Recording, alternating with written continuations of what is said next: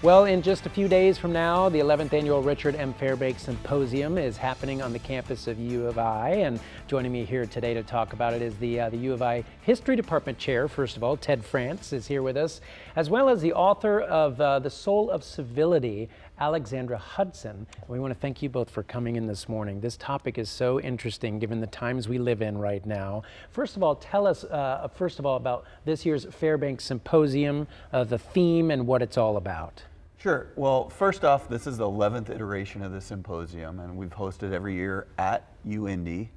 Free event, and we encourage the public to come. It's wonderful. It's underwritten by the Richard M. Fairbanks Foundation. We do it in partnership with Indiana Humanities, and we bring together students, alumni, and just the general public to talk about themes that are really pressing.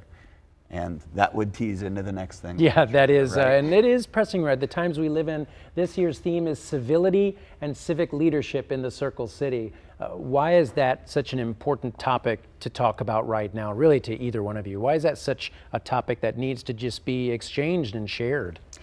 It's no question we live in a divided moment, but what we often miss is that beneath that division is our true crisis of dehumanization, where we insufficiently appreciate the profound gift of being human in ourselves and in others. And that's what I wrote my book to be an antidote to. I experienced our crisis of division and dehumanization firsthand in Washington, D.C. And I fled Washington. I moved to Indianapolis. I'm a Hoosier by choice. My husband's from Fort Wayne originally. And I learned firsthand that there is a lot more hope than we realize, and that is what we're talking about on Wednesday, how each of us can be part of the solution. I learned about the porching revolution here in Indianapolis, where people are saying, I can't control others, but I can control myself. And that's a really hopeful and empowering message amidst this crisis of dehumanization, and when so many forces want to keep us powerless.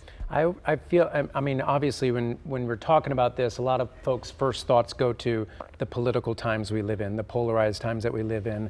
How much though, I've found social media seems like it is just having a profound effect on the way people speak to each other, you know, from miles away from each other. I mean, do you find that to be the same thing? It seems to sort of almost feed the fire. It's true. So I'm a student of history. Ted is the true historian here. But a recurring theme in my book is that, as Mark Twain said, history doesn't repeat itself, but it rhymes. This is really a timeless problem, the problem from the human condition that emerges from a part of the human personality that we all share. Civility has always been a problem. And yet there are things that are different now. And there's no question social media, the ubiquity of politics and our division, is novel in a way that, you know, and seeding and fostering division in a way that hasn't occurred in the past. And so it's very true that this conversation is more timely now than ever.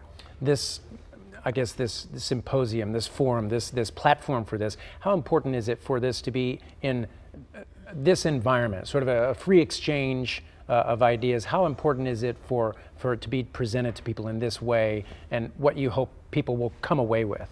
Well, you know, it's vital, and part of what your last question was too was about like the individuality of how we do so many things, right? Technology has made it easier to do things on our own, even within our own households, right? Yes. In front of a screen, and bringing people together and learning in community is, as a lot of Lexi's examples, timeless. And so coming together in a community to learn together, there's a reason why universities are great places in the free exchange of ideas. And this is an event that is open to everybody where, you know, I still get to learn too, right? Like there's a fascinating part of you might know a little bit, but you get to learn a lot more and come away empowered to take steps individually.